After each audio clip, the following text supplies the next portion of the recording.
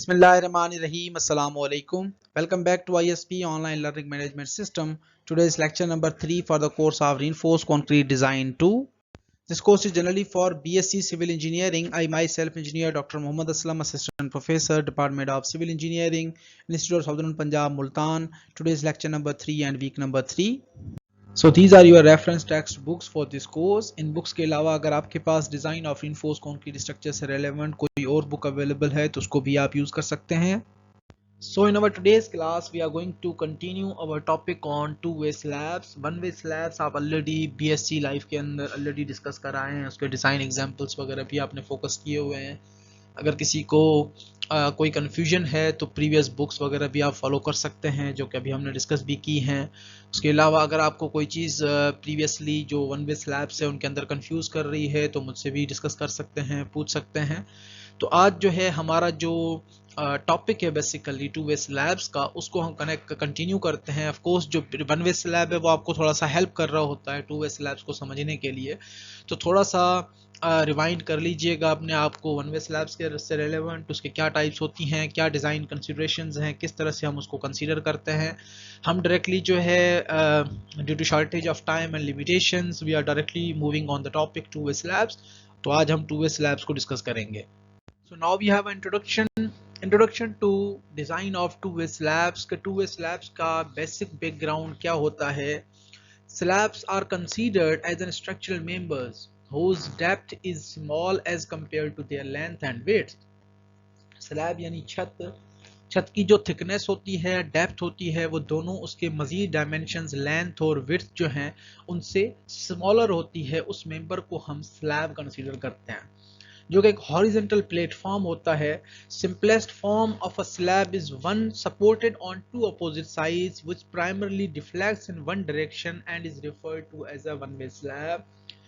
कि कुछ ऐसे स्लैब जो कि आप सिर्फ दो अपोजिट वॉल्स के ऊपर या दो अपोजिट जो दीवारें हैं जहां पे दो आपने कॉलम्स दिए हैं या चार आपने कॉलम दिए हैं, दो ऑन ईच साइड, तो स्लैब अगर सिर्फ आपकी दो साइड्स के ऊपर रेस्ट कर रही है तो उस केस के अंदर आपकी स्लैब एक डायरेक्शन के अंदर डिफ्लेक्ट होगी. इस वजह से हम उसको वन वे स्लैब कंसीडर करते हैं. So when the slab is supported on all four sides, अगर आपकी स्लैब चारों तरफ से कनेक्टेड है, आपकी स्लैब चारों तरफ से सपोर्टेड है, तो उस केस में जो डिफ्लेक्शन है वो दोनों डायरेक्शंस के अंदर बनती है. जहां पे आप कंसीडर कर सकते हैं कि हमारी जो डिफ्लेक्शन है वो टू वे डिफ्लेक्शन डेवलप हो रही है. इस वजह से हम उसको टू वे स्लैब्स कंसीडर करते हैं. So the bending moments and deflections in two-way slabs are much lesser as compared to one-way slab. कि जो आपकी स्लैब सिर्फ दो डायरेक्शंस में सपोर्टेड थी उस केस के अंदर डिफ्लेक्शन आपकी सिर्फ एक डायरेक्शन में डेवलप हो रही थी तो हायर डिफ्लेक्शन थी. अब उसी स्लैब को आपने चारों वॉल से जो सपोर्ट करवा दिया तो डिफ्लेक्शंस आपकी सिग्निफिकेंटली रिड्यूस हो जाती हैं और उस रिफ्लेक्शन के रिडक्शन होने की वजह से लोड कैरिंग कैपेसिटी जो है वो भी इंक्रीज हो जाती है. हम टू वे स्लैब्स की बात करते हैं तो बेंडिंग मोमेंट्स एंड डिफ्लेक्शंस जो हैं वो मच लेसर होती हैं as compare to one way slabs and load जो है वो ज्यादा कैरी करता है आपका two way slab comparison to the one way slabs. So the load in this case is carried in two directions and the bending moment in each direction is much lesser than the bending moment of the slab if load is carried only in one direction. अगर आप compare करो तो लो slab आप अगर सिर्फ दो side से support करते हो तो उस केस के अंदर जो स्लैब है वो लोड कम कैरी करता है बनिस्बत अगर चारों तरफ से आप स्लैब को सपोर्ट करते हो तो लोड कैरिंग कैपेसिटी इंक्रीज हो जाती है, बेंडिंग मोमेंट्स रिड्यूस हो जाती हैं. लोड्स जो है वो दोनों डायरेक्शन में सपोर्ट होने की वजह से लोड कैरिंग कैपेसिटी उसकी सिग्निफिकेंटली इंक्रीज हो जाती है. So typically slab being gutter arrangement of a one way and two way slabs are shown in figure कि हम one way और two way slabs की जो distributions हैं उनको हम किस तरह से डिस्ट्रीब्यूट करते हैं वो आपको मजीद डिटेल में नजर आ जाता है. अब इस डायग्राम्स यहाँ पे आपको दो नजर आ रही हैं. एक स्लैब का स्पैन है कंप्लीटली जिसका सेंटर ऑफ कॉलम से लेके सेंटर ऑफ अदर कॉलम तक आपको डिस्टेंस गिवन है. अगर उस स्लैब का पैनल का एक पैनल जिसको हम कंसीडर करते हैं उसका हम एक साइड को L से रिप्रेजेंट कराते हैं यानी लेंथ से, दूसरी साइड हम विड्थ से रिप्रेजेंट कराते हैं जिसको हम S से रिप्रेजेंट करा रहे हैं लेट्स सपोज. तो अगर L to S, L divided by S का रेशियो जो है वो मोर देन 2 आता है तो उस केस में हम उस स्लैब को ट्रीट करते हैं as a one way slab. और अगर L to एस रेशियो जो है वो लेस देन इक्वल्स टू 2 आता है, तो उस केस के अंदर हम उस स्लैब को ट्रीट करते हैं as a two way slab. तो L to S ratio less than equals to 2 will be considered as a two way slab, यानी कि आपको उस स्लैब के लिए जो है वो चारों तरफ से सपोर्ट प्रोवाइड करनी है ताकि वो स्लैब जो है इजीली लोड को कैरी कर सके। तो यहाँ पे आप देख सकते हैं figure A basically is a one way slab जिसके अंदर L to S रेशियो जो है वो मोर देन 2 है, और आपका जो सेकंड डायग्राम है बी उसके अंदर L to S रेशियो जो है वो लेस देन इक्वल्स टू 2 है, तो उस केस के अंदर हम इस स्लैब के पैनल को ट्रीट करेंगे as a two way slab. उसके बाद हमारे पास है types of two way slabs. Two way slabs के कौन कौन से टाइप्स हैं? Two way slab number 1 type is two way slab on beams के two way slab directly resting on beams will be considered as a two way slab on beams. So this case occurs when two-way slab is supported by beams on all four sides. Figure 1, the loads from the slab are transferred to all the four supporting beams, which in turn transfer the loads to the columns. कि एक slab है, slab जो है वो directly rest कर रहा है beams के ऊपर, बीम्स को सपोर्ट करने के लिए हमने कॉलम्स प्रोवाइड किए हैं, कॉलम्स को सपोर्ट करने के लिए हमारे पास फुटिंग्स हैं और फाउंडेशंस हैं। तो जो लोड है वो मेंबर टू मेंबर ट्रांसमिट होता है, स्लैब्स का लोड जो है वो बीम्स के अंदर ट्रांसफर हो जाता है, बीम्स का लोड कॉलम्स के अंदर, और कॉलम्स को ट्रांसफर कर देते हैं into the footings and then into the soil. तो जो स्लैब आपकी डायरेक्टली चारों तरफ से बीम्स के ऊपर रेस्ट करे उस स्लैब को हम two way slab on beams consider करते हैं। उसके बाद है हमारे पास फ्लैट स्लैब्स।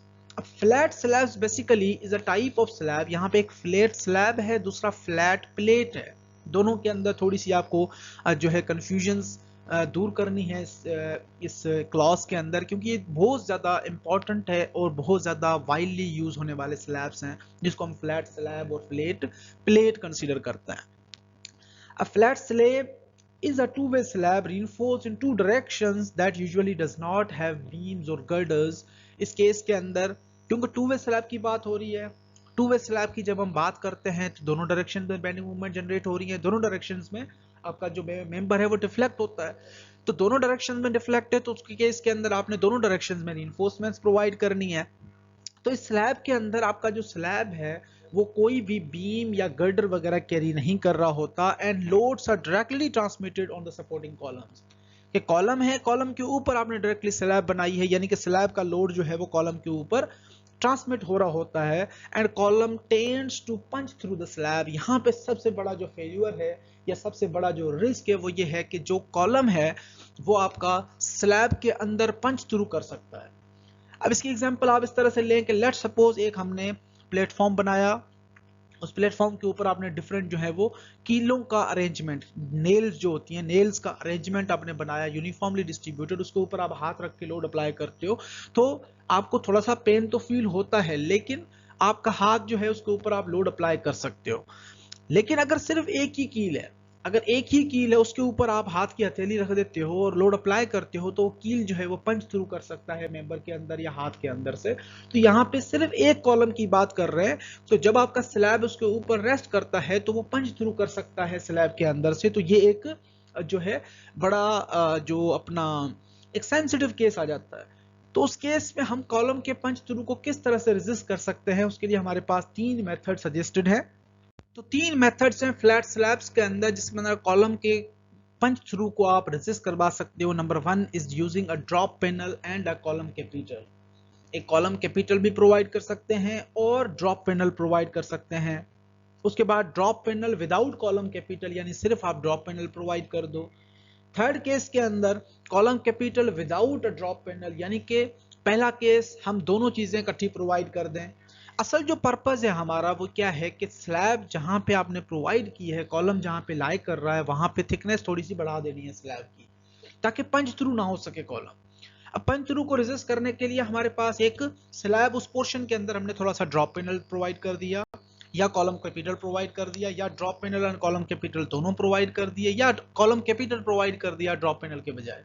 तो तीनों में से आप कोई भी ऑप्शन चूज कर सकते हैं। मेन पर्पस इज कि वहां पे उस रीजन में जहां पे कॉलम स्लैब को टच कर रहा है वहां पे हमने थिकनेस जो है उसको इंक्रीज कर देना है।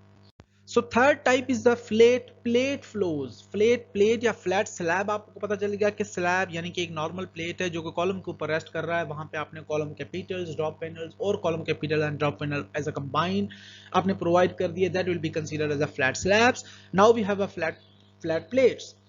A flat plate is a floor is a two-way system consisting of a uniform slab that directly rests on the column. अब इस केस के अंदर हमारे पास कोई भी कॉलम कैपिटल, कोई भी ड्रॉप पैनल प्रोवाइडेड नहीं है, डायरेक्ट जो है वो कॉलम आपका रेस्ट कर रहा है जो है आपके कॉलम्स के ऊपर, without any beams, without any column Capitals, without any drop panels. तो इस केस के अंदर हमारे पास जो कॉलम का पंच थ्रू प्रोसीजर है, जो पंच थ्रू है कॉलम का स्लैब के अंदर, जो फ्लैट स्लैब के अंदर हमने ऑलरेडी डिस्कस किया, तो उस केस के लिए हम क्या करते हैं कि हमने उसको किस तरह से डील करना होता है, ताकि जो डायगोनल स्ट्रेसेस है उनको हम किस तरह से फेस करते हैं या हम किस तरह से उसको डिस्ट्रीब्यूट कर सकें।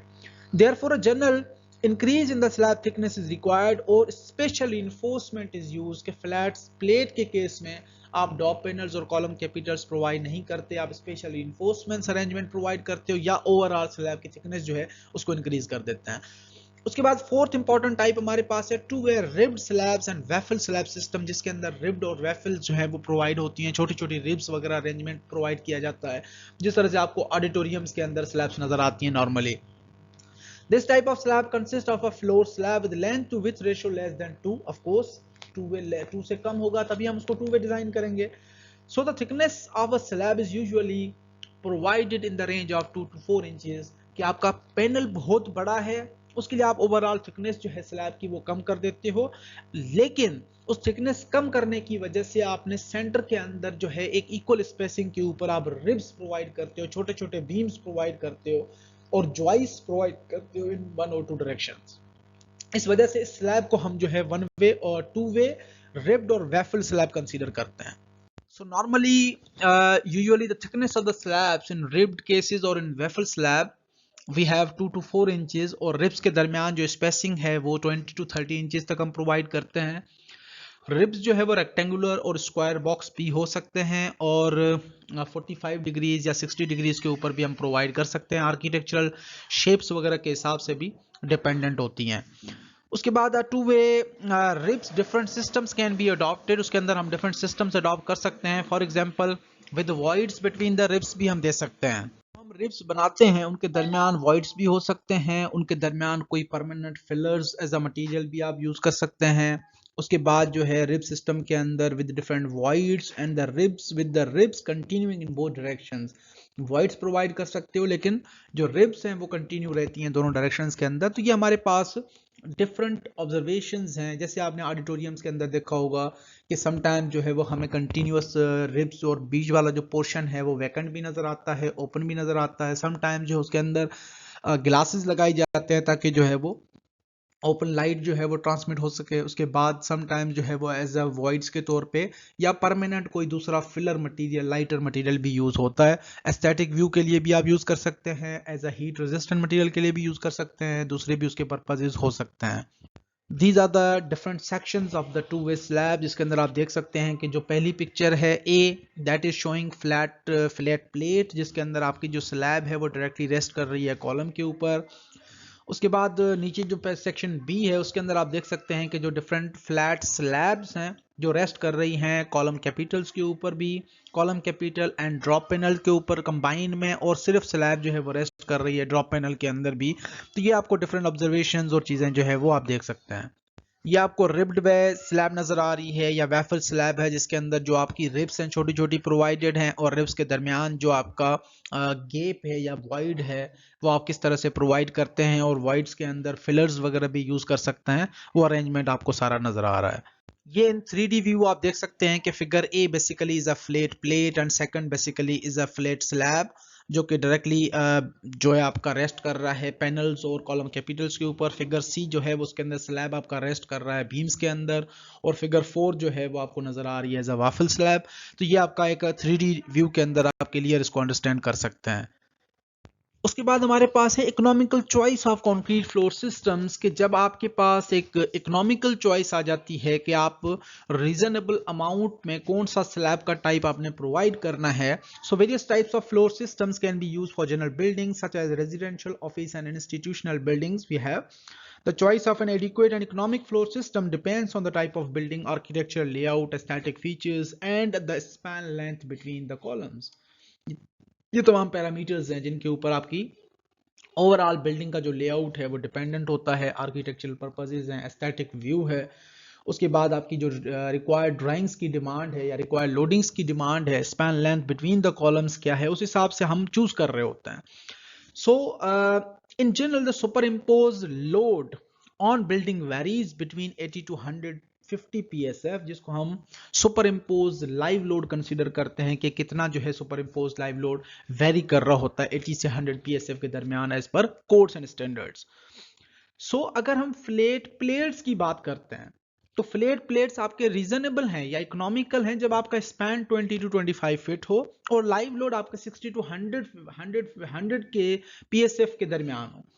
यानी आपका जो स्पैन है वो 20-25 फीट और लोड जो है वो 100 से कम है, 60 से ज्यादा है, तो उस केस में आपका फ्लैट प्लेट जो है वो एक परफेक्ट चॉइस है. So the advantage of providing flat plates include low cost formwork, exposed flare ceilings and fast construction, because formwork ये plain slab है, like a plate एक slab है जिसके अंदर आपकी बिल्कुल प्लेन आपने फॉर्मवर्क प्रोवाइड कर दी, इजी कंस्ट्रक्शन है, इजी मेथड है और जल्दी से जो है वो आप इसको फाइनलाइज कर देते हैं या बना लेते हैं. उसके बाद flat plates also have a low shear capacity and relative lower stiffness which may cause a noticeable deflection. कि फ्लैट प्लेट्स के अंदर आपका डायरेक्टली स्लैब जो है वो कॉलम्स के ऊपर रेस्ट कर रहा होता है जिसकी वजह से थोड़ी सी डिफ्लेक्शन ज्यादा हो सकती है और shear का जो फेल्यूर है क्योंकि कॉलम जो है वो पंच थ्रू कर सकता है स्लैब के अंदर से, तो वो थोड़ा सा सेंसिटिव पार्ट है, नोटिसेबल पार्ट है, उसको आपने किस तरह से डील करना है. अदरवाइज जो है फ्लैट प्लेट्स एक बेहतर चॉइस होती है 20 to 25 फीट स्पैन के लिए और लोड्स आपके 60 to 100 PSF के दरमियान. Flat plates are widely used in buildings either as reinforced or pre-stressed concrete slabs. Pre-stressed और reinforced के अंदर जो widely use होता है स्लैब वो फ्लैट प्लेट से. उसके बाद सेकंड हमारे पास है फ्लैट स्लैब्स. अब फ्लैट स्लैब्स के अंदर हमारी जो लेंथ है पिछले केस में 20-25 फीट थी, तो यहाँ पे 20 to 30 फीट तक आप जा सकते हैं और लाइव लोड जो है वो 80 to 150 PSF तक आप जा सकते हैं, तो उस केस में आप फ्लैट स्लैब्स प्रोवाइड करते हैं. They need more formwork than flat plates, especially for column capitals. यहाँ पे थोड़ी सी ज़्यादा अट्रैक्शन आ जाती है, थोड़ी सी फॉर्मवर्क की कॉस्ट ज़्यादा आ जाती है, थोड़ा सा टाइम डिपेंडेंट हो जाता है, टाइम कंज्यूमिंग हो जाता है कि आपके कॉलम कैपिटल्स और ड्रॉप पैनल्स दोनों चीज़ें आ जाती हैं, तो उनके लिए आपने फॉर्मवर्क की अरेंजमेंट किस तरह से प्रोवाइड करनी है. In both cases only drop panels without column capitals are used in most cases. Column Capitals को हम अवॉइड करते हैं क्योंकि सर्कुलर कॉलम है, तो सर्कुलर जो है वो कॉलम कैपिटल प्रोवाइड करो, फिर उसके लिए फॉर्मवर्क डिजाइन करवाओ, बनाओ, स्टील का फॉर्मवर्क होना जरूरी है, ये हो गया. तो ये सारे जो प्रॉब्लम्स हैं इनको अवॉइड करने के लिए हम मोस्टली जो है वो कॉलम कैपिटल्स एक रेक्टेंगुलर बॉक्स के अंदर प्रोवाइड कर देते हैं, जिससे ओवरऑल एक स्लैब की थिकनेस जो है वो इंक्रीज हो जाती है और कॉलम का जो पंच थ्रू प्रोसेस है या पंचिंग शियर है या डायगोनल स्ट्रेसेस हैं उनको काउंटर बैलेंस करने के लिए इनफ हो जाता है. उसके बाद हमारे पास वैफल स्लैब हैं. अब वैफल स्लैब जो है वो नॉर्मली आपने देखा होगा कि हम ऑडिटोरियम्स वगैरह के अंदर रिब्ड स्लैब या वैफल स्लैब हम यूज करते हैं. इसकी जो लेंथ है वो 30 to 48 फीट स्पैन लेंथ तक आप जा सकते हैं और live load up to 150 PSF तक आप प्रोवाइड कर सकते हो, 80 to 150 PSF. They carry heavier load than flat plates and have attractive expose ceilings. उनकी जो सीलिंग्स हैं, एस्थेटिक व्यू है. नॉर्मली आपने ऑडिटोरियम्स की एग्जांपल लेते हैं, क्या ऑडिटोरियम्स के अंदर आप बैठे होते हैं, स्लैब्स आपकी ओपन अंदर डिजाइन बना दो कोई भी चीज है तो उसका एक लुक अपना चेंज हो जाता है. Formwork including the use of pans is quite expensive. यहाँ पे जो फॉर्मवर्क है वो ज्यादा एक्सपेंसिव हो जाता है, टाइम कंज्यूमिंग हो जाता है. स्लैब की थिकनेस तो बहुत कम है लेकिन फॉर्मवर्क को अरेंज करना, उनको बनाना, उसमें ज्यादा टाइम लग जाता है. उसके बाद slabs on beams we can use them up to 30 feet span और लाइव लोड जो है वो 60 to 120 PSF के दरमियान. The beam increases the stiffness of the slab producing relatively lower deflection. कि बीम्स जो है वो कंबाइनली यूनिफॉर्मली लोड को कैरी कर रहे होते हैं जिसकी वजह से डिफ्लेक्शन जो है वो इंक्रीज हो जाती है या डिफ्लेक्शन जो है वो सिग्निफिकेंटली रिड्यूस हो जाती है. उसके बाद एडिशनल फॉर्मवर्क जो है वो रिक्वायर्ड होता है बीम्स वगैरह के लिए. One way slabs on beams भी एक बेहतर ऑप्शन हो सकता है. One way slabs on beams are most suitable for spans up to 10 to 20 feet and live load in the range of 60 to 100 PSF. ये भी आप प्रोवाइड कर सकते हो. They can be use for large spans with relatively higher cost and higher slab deflections. इनको भी आप use कर सकते हैं. उसके बाद जो है वो formwork for beams is also necessary. अगर हम वन वे रिब्ड स्लैब या जॉइस्ट फ्लोर स्लैब सिस्टम अगर हम प्रोवाइड करते हैं तो उसके अंदर इकोनॉमिकल जो लेंथ्स हैं वो 20 to 30 फीट और 80 to 100 psf तक लोड वगैरह कंसीडर किया जा सकता है. So because of the deep ribs the concrete and steel quantities are relatively low but expensive form work is expected of course, क्योंकि स्लैब की थिकनेस वगैरह कम होती हैं यहाँ पे इस केस के अंदर जब आप रिब्ड और वैफल स्लैब की बात करते हैं. लेकिन रिब्ड और वैफल्स के लिए जो आप फॉर्म वर्क वगैरह लगाते हैं तो वहाँ पे चीज़ें जो हैं वो एक्सपेंसिव हो जाती हैं. The expose ceilings of the slabs में लुक अट्रैक्टिव को जो है वो हमारे पास जो स्लैब्स हैं वो हमें नॉर्मली जो है वो एज अ ओपनिंग स्लैब्स या एज अ एस्थेटिक व्यू के हिसाब से ब्यूटीफुल लगती हैं. तो ये हमारे पास डिफरेंट जो है स्लैब्स आपको नजर आ रही हैं. एक प्लेट फ्लोर सिस्टम है जिसके अंदर स्लैब डायरेक्टली कॉलम्स के ऊपर रेस्ट कर रहा है. दूसरा जो है वो आपका स्लैब है जो कि बीम्स के ऊपर रेस्ट कर रही है. नॉर्मली जो फ्लेट सिस्टम होता है या जो आपके कमर्शियल प्लाजाज वगैरह होते हैं तो उनके अंदर भी आप देख सकते हैं इस तरह की स्लैब्स वगैरह. उसके बाद हमारे पास है डिजाइन मेथड्स जो कि हम डिजाइन कॉन्सेप्ट्स वगैरह यूज करते हैं. ACI basically allowed two specified method जिनको हम इंडस्ट्री के अंदर यूज करते हैं for the design of slabs, two way slabs के लिए. Number one is the direct design method and second is the equivalent frame method. हमने इन दोनों मेथड्स को यूज करना है डिफरेंट टाइप्स ऑफ स्लैब्स को, टू वे स्लैब्स को एनालाइज और डिजाइन करने के लिए. तो यहाँ पे थोड़ा सा मैं आपको पर्सपेक्टिव बताता हूँ, तो अगले जो लेक्चर्स हैं उनके अंदर जब डिजाइन एग्जांपल्स वगैरह होंगे तो सारी चीजें आपको दोनों मेथड्स की डिटेल में क्लियर अंडरस्टैंड कर पाओगे आप. Direct design method as per clause of ACI section 13.6 is an approximate procedure for the analysis and design of two-way slabs. ये एक approximate procedure है. It is limited to a slab subjected to a uniformly distributed loads and supported on equally or nearly equally spaced columns. ये एक तो UDL conditions या loads को consider करता है. उसके बाद दूसरी जो चीज़ है कि ये इक्वली स्पेस्ड फ्रेम्स हों या इक्वली स्पेस्ड स्पैन्स या ऑलमोस्ट इक्वली स्पेस्ड स्पैन्स को कंसीडर करता है. The method uses set of coefficients to determine the design movements at critical sections. Critical sections के लिए हमारे पास जो मूवमेंट कोफिशिएंट्स हैं उनको हम फॉलो करते हैं. Two way slab system that does not meet the limitations of the ACI code may be analysed by more accurate procedures. कि जो लिमिटेशंस हैं एसीआई कोड की डायरेक्ट डिजाइन मेथड के हवाले से अगर वो फॉलो नहीं करता डायरेक्ट डिजाइन मेथड तो हम जो है दूसरा कोई मेथड भी अप्रोक्सीमेट मेथड या दूसरा कोई मोर एक्यूरेट मेथड भी हम यूज कर सकते हैं. And second important method is the equivalent frame method. Equivalent frame method ACI 13.7 clause के अंदर है जो कि in which we distribute three-dimensional building is divided into a series of two-dimensional equivalent frames by cutting the building along the lines midway between the columns. कि अब जो slab है उस स्लैब के पैनल को जब हम सेंट्रॉइड से या डिफरेंट स्ट्रिप्स के अंदर कट करते हैं वो मेथड आपका डायरेक्ट डिजाइन मेथड में आता है. ये आपका एक 3D स्ट्रक्चर आपको नजर आ रहा है, 3D बिल्डिंग. वो 3D बिल्डिंग को हम ट्रीट करते हैं as a two dimensional building. उसके बाद हम कट करते हैं बिल्डिंग को डिफरेंट फ्रेम्स के अंदर यानी कॉलम टू कॉलम कट. एक स्टोरी का कॉलम ऊपर वाली स्टोरी के कॉलम दोनों को कट करके बीच में जो कॉलम और स्लैब का जो ज्वाइंट नजर आता है उसको हम फ्रेम कंसीडर करते हैं और इसी को इक्विवेलेंट फ्रेम के तहत ट्रीट किया जाता है. The resulting frames are considered separately in the longitudinal and transverse direction of the building and treated floor by floor. कि आप equivalent frame method के अंदर दोनों डायरेक्शंस में आप सेपरेटली जो है वो फ्रेम को ट्रीट करोगे और हर फ्लोर के लिए भी सेपरेटली ये मेथड ट्रीट होगा. ये आपको जो है डिफरेंट स्ट्रिप्स नजर आ रही हैं या फ्रेम्स नजर आ रही हैं जिसके अंदर हम लॉन्गिट्यूडनल डायरेक्शन के अंदर किस तरह से फ्रेम को कट करते हैं. अपर फ्लोर का कॉलम है, लोअर फ्लोर का कॉलम है, उसके बाद जो है इंटीरियर इक्विवेलेंट फ्रेम है या एंड इक्विवेलेंट फ्रेम है, इनको किस तरह से हम डिस्ट्रीब्यूट करते हैं इन बोथ डायरेक्शंस. तो यहाँ पे हमारे पास जो है डिफरेंट फ्रेम्स आपको नजर आ रही हैं कि हम उनको किस तरह से एनालाइज करते हैं वाइल परफॉर्मिंग अवर डिजाइन एग्जांपल्स. तो जब आप ये सारी चीजें फिलहाल आपके जस्ट एक नो हाउ के लिए है कि ये मेथड हमने यूज करने हैं. जो अपकमिंग लेक्चर्स हैं उनके अंदर हमने डायरेक्ट डिजाइन मेथड को भी और उसके बाद सेकंड जो हमारे पास इक्विवेलेंट फ्रेम मेथड होगा दोनों मेथड्स को हमने यूटिलाइज करना है और डिजाइन करने हैं स्ट्रक्चर्स या two way slabs by considering both methods. तो वहां पे आप जब डिजाइन करते हो इन दोनों मेथड्स के जरिए से तो आपको सारी जो स्पेसिफाइड कंडीशंस हैं वो सारी आपकी क्लियर हो जाएंगी.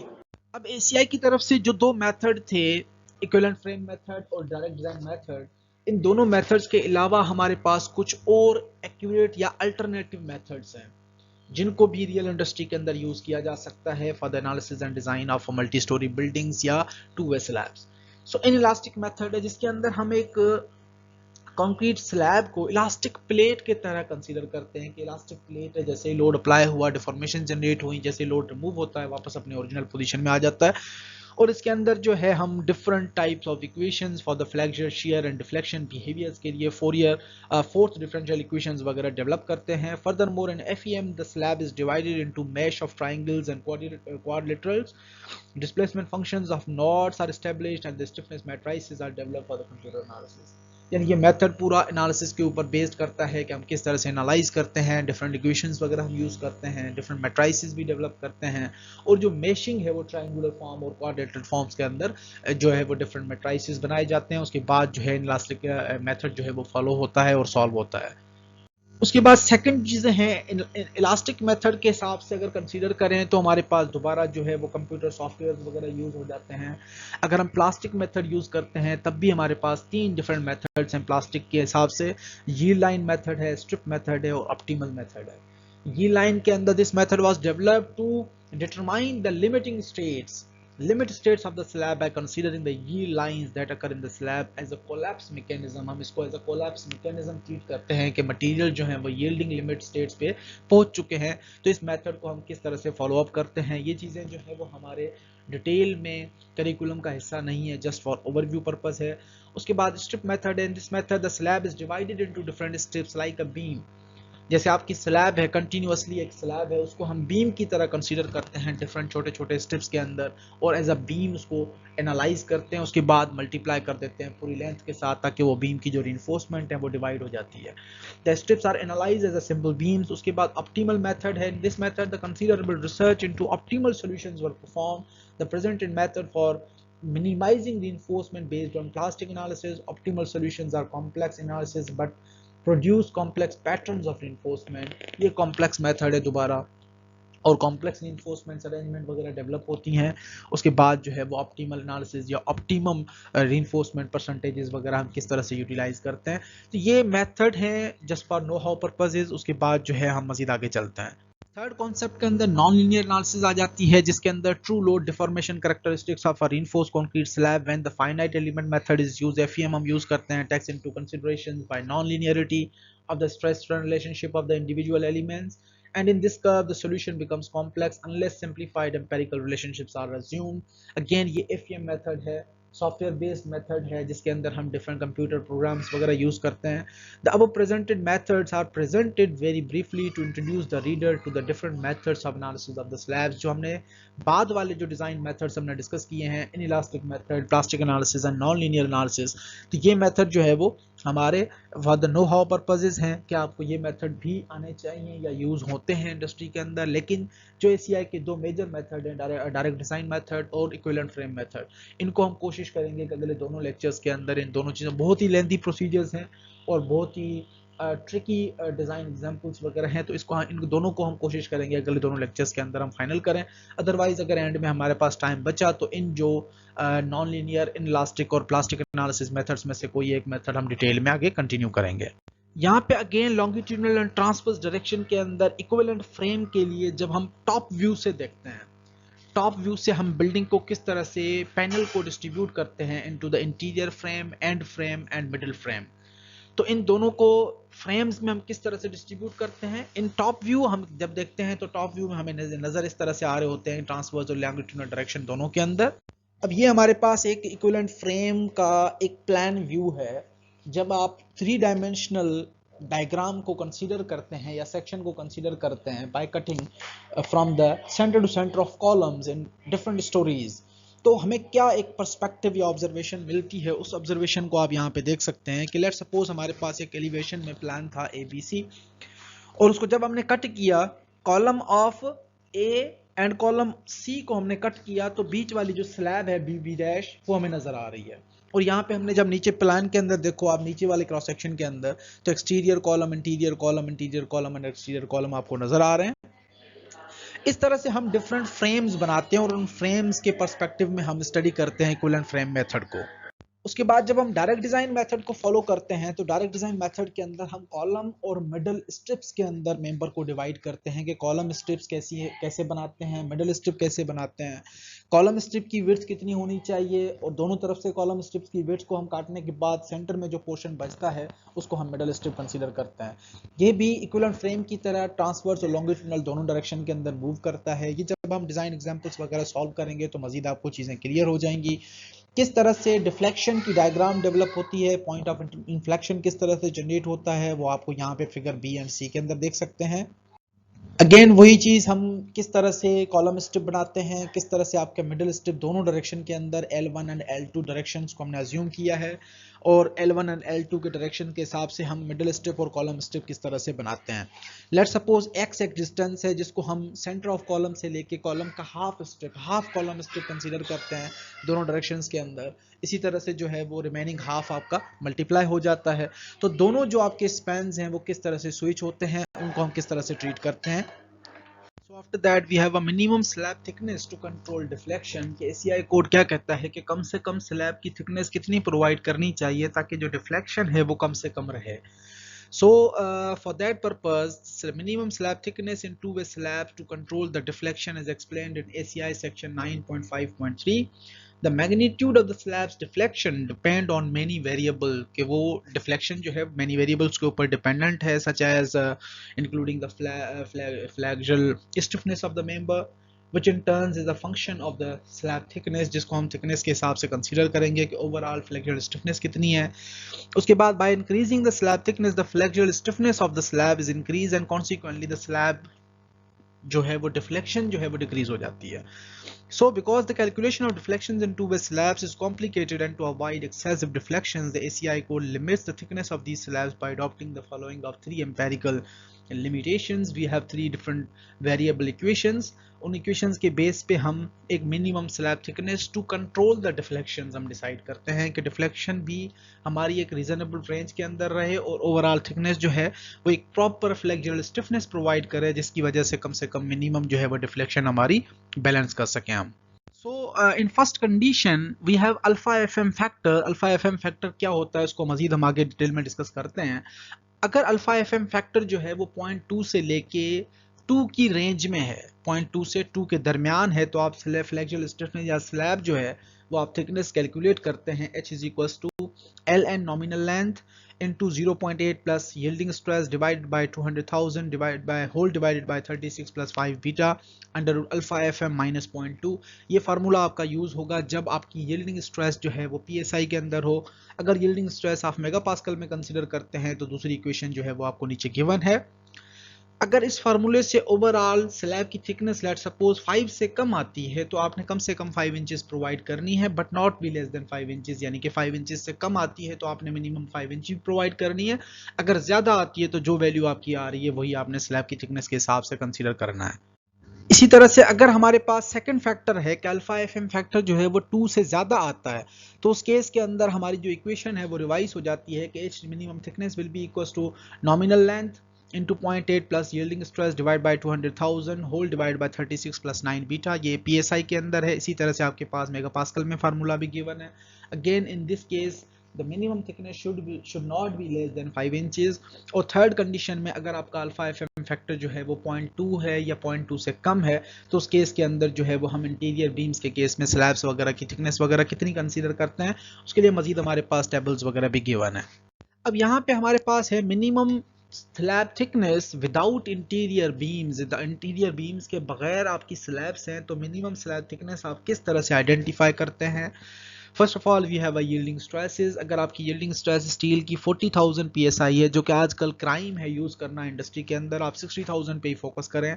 60 से ज्यादा भी हो सकती है, 80,000 का PSI स्टील भी यूज हो रहा है।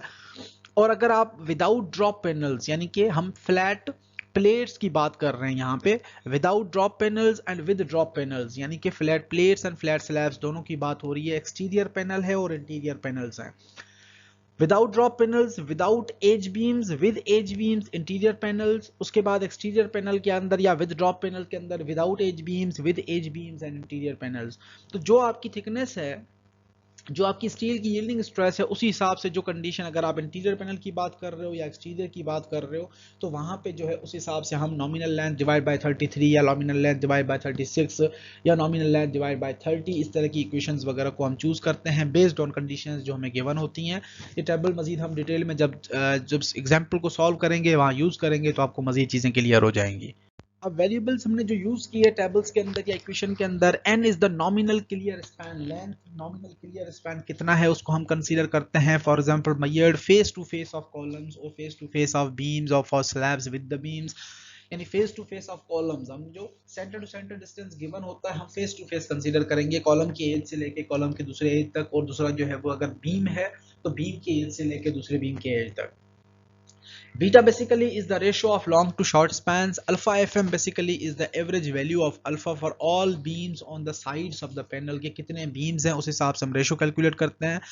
Alpha F basically is the factor to measure the ratio of flexural stiffness in the beam section and with respect to the slab. जो जितने बीम है और स्लैब है उनका फ्लेक्सुअल स्टिफनेस हम किस तरह से फाइंड आउट करते हैं, अल्फा फैक्टर से रिप्रेजेंट होती है. I B and I S basically are the moment of inertias of beams and slabs. उसके बाद however the thickness of any slab shall not be less than the following conditions.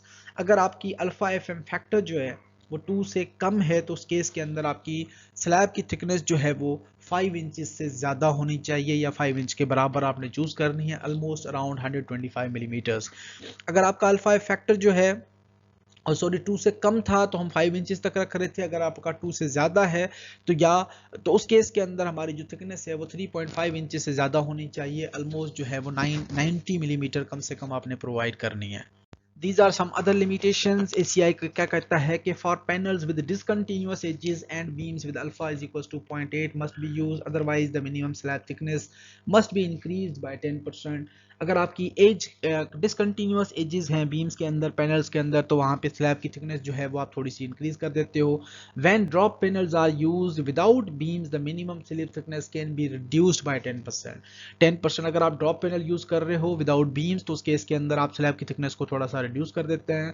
Third case के अंदर the thickness of the two way slab shall not be less than the following conditions. The slabs without beams or drop panels almost 5 inches we have to provide. The slabs without beams but with drop panels almost we have to provide 4 inches. Slabs with beams on all 4 sides और alpha F M factor जो है वो more than equals to 2 है तो उस case में 3.5 inches, और alpha F M factor अगर 2 से कम है तो उस केस में कम से कम हमने 5 इंच या 125 मिलीमीटर्स हमने प्रोवाइड करनी है. तो ये मिनिमम स्पेसिफिकेशंस हैं. हम डिज़ाइन के हिसाब से जो रिक्वायर्ड पैरामीटर्स होंगे उनको हम फॉलो करते हैं और फॉलो करने के बाद जो हमारे पास कैलकुलेटेड वैल्यूज़ आएंगी उस हिसाब से फिर मिनिमम वैल्यूज़ को कंपेयर करके हम अपने डिज़ाइन वैल्यूज़ को चूज़ कर रहे होते हैं.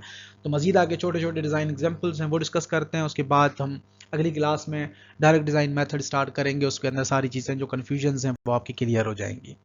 So now we have a design example. A flat plate floor system with panels 24 by 20 feet is supported on 20 inches square column. एक पैनल है आपके पास कंटिन्यूअस दोनों डायरेक्शंस में 24 बाय 20 फीट की जो ओवरऑल लेंथ है दोनों तरफ से पैनल की, और आपके पास 20 इंच का स्क्वायर कॉलम है. एसीआई इक्वेशंस को यूज करें और minimum slab thickness for the interior and corner panels as shown in figure. Interior और कॉलम पैनल्स, जो कॉर्नर पैनल है इंटीरियर आपका 3rd नंबर पैनल हो जाएगा और कॉर्नर आपका 1 नंबर पैनल हो जाएगा.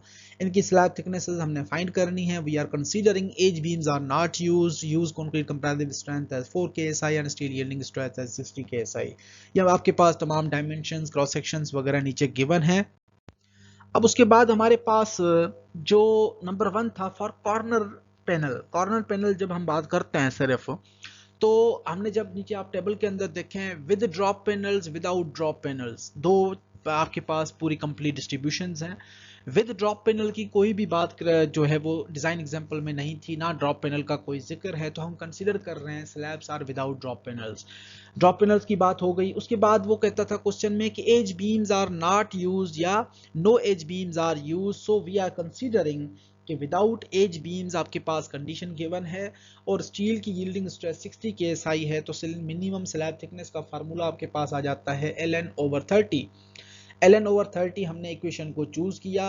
Fy हमारे पास 60 KSI थी, कंडीशंस आपके पास गिवन थी, हमारे पास जो फार्मूला मिनिमम स्लैब थिकनेस का आया वो ln/30 आ गया.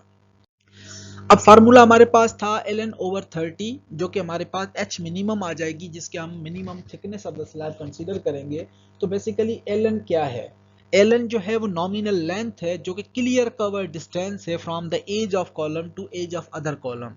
अब हम एक कोई भी लेंथ ले लेते हैं। एक तरफ हमारे पास लेंथ है टोटल 24 फीट, दूसरी तरफ लेंथ है 20 फीट की, यानी ln पहला जो है एक डायरेक्शन में अगर हम फाइंड आउट करें तो ln हमारा हो जाता है 20 फीट। 20 इंच के कॉलम है दोनों तरफ से, और ये 24 फीट जो आपका डिस्टेंस है वो सेंटर ऑफ कॉलम से सेंटर ऑफ कॉलम तक का डिस्टेंस है, यानी 10 इंच कॉलम एक तरफ से 10 इंच कॉलम दूसरी साइड से, हम ये दोनों कॉलम को डिडक्ट कर देंगे। तो 10 इंच प्लस 10 इंच हो गया हमारे पास 20 inches, divide by 12 we have conversion from inch to feet, और नॉमिनल लेंथ हमारी लॉन्गर डायरेक्शन के हिसाब से आ गई 22.33 फीट। जब हम h मिनिमम फाइंड आउट करते हैं तो 22.33 इंटू 12 यानी ln/30। ln को अब हमने यहाँ पे जो है वो फिट को कन्वर्ट कर दिया इंचेस के अंदर, तो मिनिमम थिकनेस हमारे पास आ गई 8.93 इंचेस, जिसको हमने राउंड अबाउट करके 9 इंचेस ले लिया। अल्टरनेटिवली आप इक्वेशन भी यूज कर सकते हैं जो कि मिनिमम स्लैब थिकनेस के लिए हम अल्फा एफ और अल्फा एफ एम फैक्टर जो है उसको हम लेट सपोज अज्यूम करते हैं 0, तो पीएसआई के अंदर आपके पास जो है वो डिफरेंट वैल्यूज आ जाएंगी। अल्फा एफ एम आप दोनों इक्वेशन से भी वैल्यू फाइंड आउट कर सकते हैं। हमारे पास टेबल से जो डायरेक्टली वैल्यू आई वो ऑलमोस्ट अराउंड 9 इंचेस आ गई। इसी तरह से जब हम इंटीरियर पैनल की बात करते हैं तो टेबल में से हमारा इक्वेशन बनी ln/33। ln आपने 222.33 ऑलरेडी निकाला था, आप दूसरी डायरेक्शन से भी निकाल सकते हैं। ln आपका एक आ जाता है फॉर एग्जांपल 24 फीट वाली साइड थी, दूसरी आपके पास 20 फीट वाली साइड थी, दोनों आप यूज कर सकते हैं, जो मैक्सिमम वैल्यू आएगी वो आप चूज कर लेंगे। तो ln हमने चूज किया, यहाँ पे हमारे पास वैल्यू आ गई 8.12 इंचेस, जिसको हमने 8.5 इंचेस कंसीडर कर लिया। तो अल्टरनेटिवली जो आपके इक्वेशंस हैं उनको भी आप यूज कर सकते हैं, इक्वेशंस आपको नीचे गिवन है। अब स्लैब की थिकनेस आप वेरी नहीं करवा सकते, एक पैनल के अंदर एक थिकनेस आप प्रोवाइड करो, दूसरे में दूसरी स्लैब थिकनेस प्रोवाइड करो। तो हमारी जो कोशिश रहती है कि मैक्सिमम और यूनिफॉर्म स्लैब थिकनेस हमने प्रोवाइड करनी है। So it is a uniform slab thickness is used for all the panels, then h is equals to 9 inches will be adopted for this design। हमने 9 इंच जो है वो uniformly consider करनी है, चाहे वो इंटीरियर पैनल हो, चाहे एक्सटीरियर पैनल हो, चाहे कॉर्नर पैनल हो। अब हमारे पास सेकंड डिजाइन एग्जांपल है। The floor system shown in figure 2 consist of solid slabs and beams in two directions supported on 20 inches columns.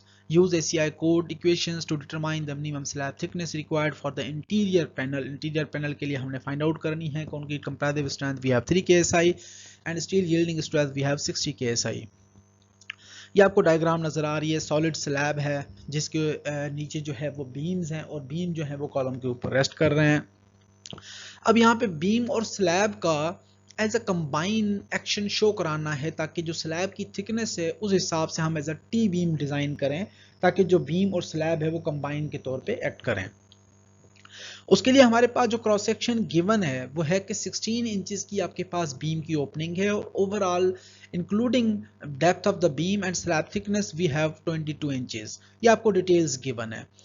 अब हम अज्यूम करते हैं कि जो इफेक्टिव टॉप फ्लेंज विड्थ है वो कितनी होनी चाहिए। इफेक्टिव फ्लेंज विड्थ हमें कैलकुलेट करनी है। उसके लिए हमने अज्यूम किया कि लेट सपोज h जो है वो हमारी थिकनेस है, एक डिस्टेंस है जो कि बीम की एज से लेके स्लैब के अंदर कितनी आपकी इफेक्टिव फ्लेंज विड्थ जाएगी टी बीम की दोनों तरफ से। तो x हमने डिस्टेंस अज्यूम किया, जो कि आपका x जो है वो आपका दोनों डायरेक्शंस के अंदर x और x जो है वो एज इफेक्टिव फ्लैंज विड्थ हो जाएगा, और y आपकी ओवरऑल डेप्थ हो जाएगी बीम की, जो कि अगर आप स्लैब थिकनेस निकाल दें तो उसके बाद कितनी डेप्थ बचती है बीम की, उसको हमने रिप्रेजेंट करा दिया y के साथ। ये डायग्राम्स जो है मजीद हमने अभी इफेक्टिव फ्लेंज विड्थ कैलकुलेट की नहीं है, ना स्लैब थिकनेस कैलकुलेट की है। यहाँ पे जो है वो हाफ सेक्शन भी आपको नजर आ रहा है, और हाफ सेक्शन या वाई बार डिस्टेंस है जो कि आपका सेंट्रॉइड ऑफ द सेक्शन है टी बीम का, और 15 इंचेस की ओवरऑल डेप्थ है, या 15 इंचेस की इफेक्टिव फ्लेंज विड्थ एक डायरेक्शन में जा रही है। इनको हमने मजीद कैलकुलेट करना है। फिगर अभी पहले शो हो गई है, लेकिन हमने इसको कैलकुलेट करना है आगे, उसके बाद ये आपको फिगर्स मजीद क्लियर हो जाएंगी। Now recall from the lecture, सबसे पहले हमने इक्वेशन जो यूज करनी है उसके लिए हमें अल्फा एम फैक्टर चाहिए, अल्फा एफ एम फैक्टर चाहिए, alpha F factor, moment of inertia for beam, moment of inertia for slab. ये हमें पैरामीटर सारे चाहिए थे। इन पैरामीटर्स को अचीव करने के लिए सबसे पहले हमने क्या किया, gross moment of inertia of the beam हम कैलकुलेट करते हैं IB is calculated from the section 2B, जो कि आपने फिगर के अंदर 2B सेक्शन में देखा कि हमें बीम और स्लैब का cumulative as a T section joint जो है वो बनाना था। लेकिन हमारे पास बीम की डेप्थ नहीं है। ओवरऑल टी बीम की डेप्थ है 22 इंचेस, तो which is made up of a section कि अगर and the extension of the beam या extension of the slab on each side of the beam, जो कि एक्सटेंशन है जो इफेक्टिव फ्लैंज विड्थ के लिए, उसको हमने मार्क कराया था एक्स डिस्टेंस के साथ, और वाई ओवरऑल डेप्थ थी बीम की। हम अज्यूम करते हैं कि x और y डिस्टेंसेस जो हैं, depth of the beam and extension on the slab side जो टी बीम की कितनी होनी चाहिए, वो दोनों आपस में बराबर हैं, but not be more than 4 times slab thickness. 4 times slab thickness से ज्यादा नहीं होनी चाहिए x और y डिस्टेंस दोनों। सो हम अज्यूम करते हैं कि let's suppose we are providing h as a minimum slab thickness is equal to 7 inches. इसको हम बाद में चेक भी करेंगे। तो अगर हम चेक करते हैं 7 इंचेस अज्यूम करते हैं, तो x और y डिस्टेंस जो है वो दोनों कितने हो जाते हैं, यानी कि आपका जो स्लैब की थिकनेस अगर आप निकाल दो ओवरऑल टी बीम की डेप्थ में से 22 इंचेस में से 7 इंचेस निकाल दिए, तो हमारे पास डिस्टेंस बच गया 15 इंचेस, यानी बीम की जो डेप्थ है वो 15 इंचेस है। और अगर वही डेप्थ हम दोनों तरफ से इलोंगेट कर देते हैं, दोनों तरफ से एज जो है वो टी बीम की इफेक्टिव फ्लैंज विड्थ के हिसाब से, तो आपका इफेक्टिव फ्लैंज विड्थ 15 इंचेस एक तरफ से हो जाएगा, 15 इंच दूसरी तरफ से हो जाएगा। तो यहाँ पे लेकिन ये जो वैल्यू है x और y दोनों की, ये वैल्यू आपकी 4 टाइम स्लैब थिकनेस से कम होनी चाहिए। 4 टाइम स्लैब थिकनेस हमारे पास 28 इंच है और जो x y की डिस्टेंस आया वो 15 इंच है, तो यानी कि ये वैल्यू हमारी इक्वेशन जो है वो जस्टिफाई हो रही है। तो आगे बढ़ते हैं, आगे हमारे पास क्या, अब जब x और y का डिस्टेंस आ गया तो effective flange width of the T beam calculate करते हैं कि जो कि हमारे पास हो जाएगा 16 इंचेस बीम की विड्थ है और 15 इंचेस एक तरफ से फ्लैंज आ गई, 15 इंचेस दूसरी तरफ से, यानी 2 इंटू 15 इंचेस, तो टोटल हमारे पास इफेक्टिव फ्लैंज बच गई 46 इंचेस, जो कि आप अगेन फिगर पीछे अगर जाके देखना चाहें तो फिगर पीछे के अंदर ऑलरेडी एक्सप्लेन्ड है कि 46 इंचेस जो है वो हमने इफेक्टिव फ्लैंज विड्थ कंसीडर की थी। और हमारे पास फिगर जो स्लैब की थिकनेस है वो 7 इंचेस हमने अज्यूम की। अभी हम मजीद आगे चलते हैं कि to determine the centroid of the section, हमने सेंट्रॉइड कैलकुलेट करना है by considering the moments with the respect to the top of the flange. Top of the flange के हिसाब से हमने सेंट्रॉइड को कैलकुलेट करना है। तो सेंट्रॉइड निकालने के लिए हमने मोमेंट्स लिए दोनों रेक्टेंगुलर पोर्शंस के, स्लैब और बीम दोनों का, वो हमने लिया with respect to the top flange. अब हमने एरिया फाइंड आउट किया कि फ्लैंज का एरिया कितना है। फ्लैंज की ओवरऑल इफेक्टिव फ्लैंज विड्थ जो है वो 46 इंचेस थी, थिकनेस हमारे पास 7 इंचेस थी, एरिया हमारे पास आ गया 322 इंच स्क्वायर। एरिया वेब का कितना है, वेब हमारे पास बीम था जो डेप्थ बच गई थी 15 इंचेस उसकी ओवरऑल विड्थ है, और सॉरी डेप्थ है, और 16 इंचेस विड्थ है, तो हमने एरिया हमारे पास आ गया 240 इंच स्क्वायर। टोटल एरिया दोनों एरियाज को आपने सम कर लिया जो कि आ गया 562 इंच स्क्वायर। अब हम मोमेंट लेते हैं ताकि हमें सेंट्रॉइड का पता चल सके। तो मोमेंट के लिए पहला एरिया फ्लैंज का, फ्लैंज एरिया 322 इंच स्क्वायर। उसके बाद perpendicular distance with respect to the top of the flange, यानी फ्लैंज की, क्योंकि रेक्टेंगुलर बॉक्स है तो फ्लैंज के सेंटर से लेके टॉप तक का डिस्टेंस 3.5 इंचेस, क्योंकि टोटल थिकनेस हमारे पास 7 इंचेस है जिसका हाफ 3.5 इंचेस आ गया, प्लस 240 यानी second area of the beam जो कि आपका बीम का एरिया है। अब बीम के लिए आपको परपेंडिकुलर डिस्टेंस चाहिए with respect to the top of the flange. Top of the flange तक अब बीम की डेप्थ जो है ओवरऑल 15 इंचेस है, उसका हाफ आ गया 7.5 इंचेस, प्लस आप ऐड कर दोगे ऊपर वाली फ्लैंज की जो विड्थ है या फ्लैंज की जो थिकनेस है 7 इंचेस, वो आपने ऐड कर दी, टोटल आ गया 14.5। तो हमारे पास टोटल जो डिस्टेंस आया वो 562 वाई आ गया, कि यानी आपका जो ओवरऑल एरिया था वो overall area multiply by Y, यानी कि हमने एक डिस्टेंस रखा कि यहाँ पे वाई बार जो डिस्टेंस है वो कहाँ पे आ रहा है, सेंट्रॉइड कहाँ पे आ रहा है। जब हमने इस इक्वेशन को सॉल्व किया तो वाई का डिस्टेंस आ गया 8.2 इंचेस, यानी कि टॉप फ्लैंज से 8.2 इंचेस डिस्टेंस के ऊपर आपके ओवरऑल टी बीम का सेंट्रॉइड लाई कर रहा है। उसके बाद हमने मोमेंट ऑफ इनर्शिया बीम का फाइंड आउट किया। बीम का एरिया हमारे पास क्या है, 500 जो एरिया था BDQ/12 का फार्मूला अप्लाई किया।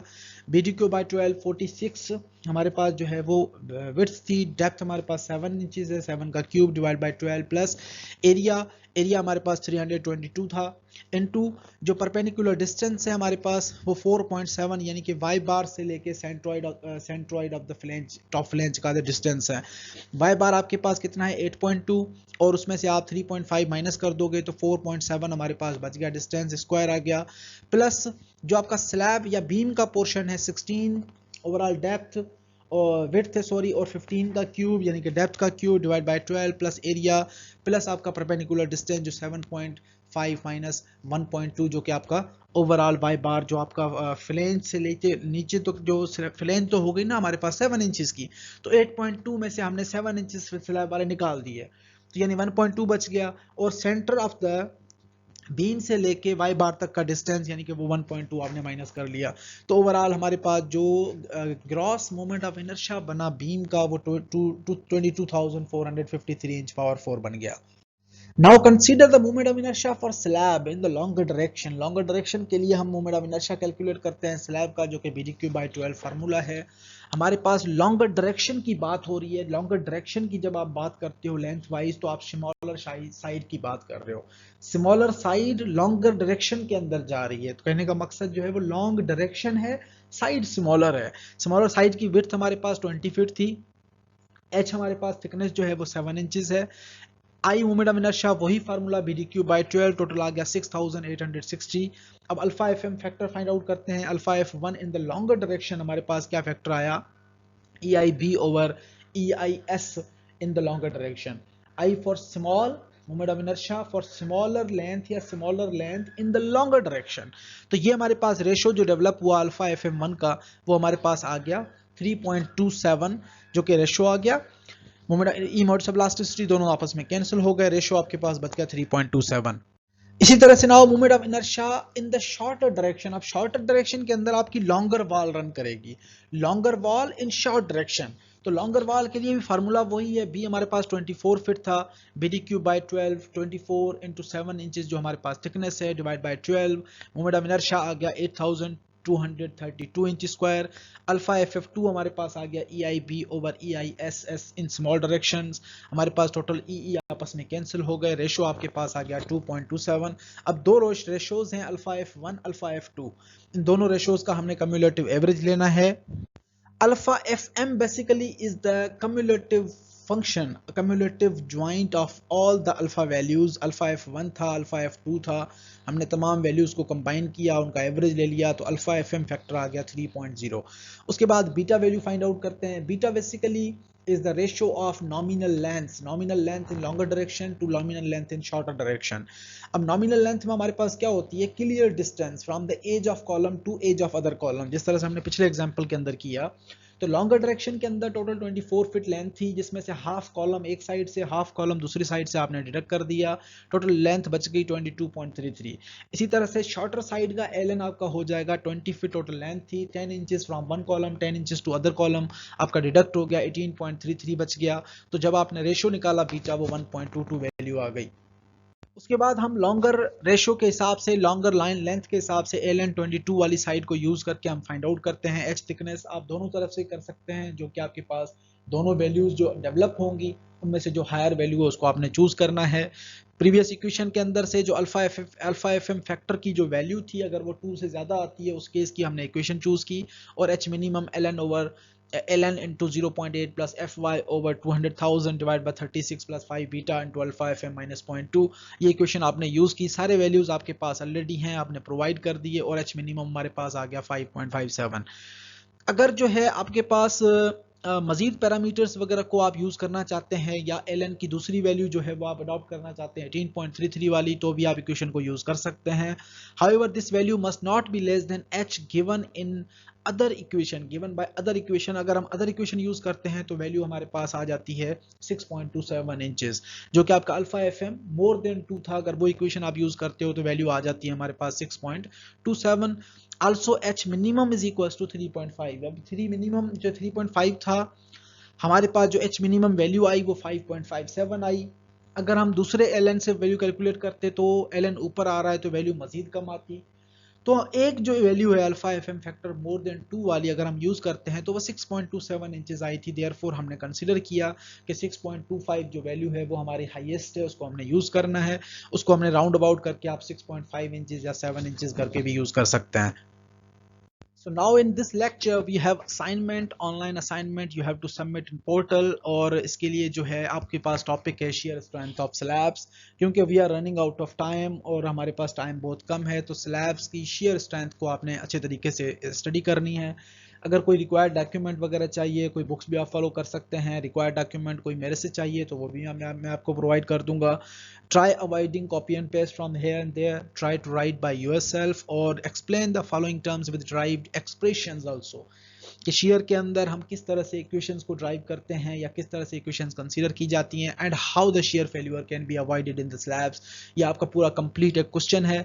एक्सप्लेन टर्म जो एक्सप्लेन करने हैं विद ड्राइव इक्वेशंस वो आपके पास हैं, shear strength of slabs, two way slab supported on beams, two way slabs without beams, shear reinforcements in two way slabs without beams. तो ये आपके पास तमाम जो पैरामीटर्स हैं अपने अल्फाजों में जो आप एक्सप्लेन करोगे तो how the share failure can be avoided in the slabs, ये आपका मजीद जो है वो डिटेल में ऑलमोस्ट एक्चुअली 2 क्वेश्चंस हैं, 2 पार्ट्स में आपने एक्सप्लेन करना है। आपके पास 1 वीक का टाइम होगा, अगले वीक तक जो है वो आपने इस असाइनमेंट को सबमिट कराना है अगले संडे तक। और that's all for today, thank you very much.